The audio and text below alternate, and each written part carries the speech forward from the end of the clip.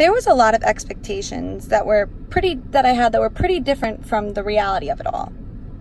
The first was that I wanted a mentor, somebody to teach me about the different ways that I can market online. Instead, I was treated like the expert and made to do projects on my own that reflected that.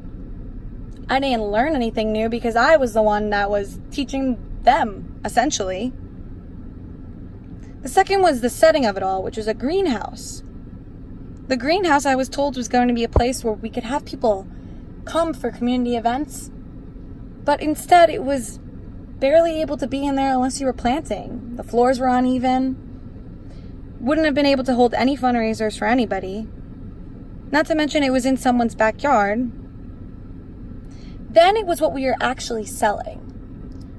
I was told we were going to be selling produce, locally grown produce, and selling the message of the brand, which is that we're all about the community. Instead, we are selling these things called microgreens, which, yes, are produce, but they're very hard produce to market. And I faced a really big struggle with this. Lastly, I thought we'd be creating different content, such as recipes and showing different community events.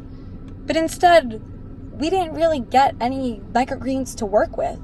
We were only able to take pictures of things within and around the greenhouse, so those were the only things we posted, which weren't the most desirable.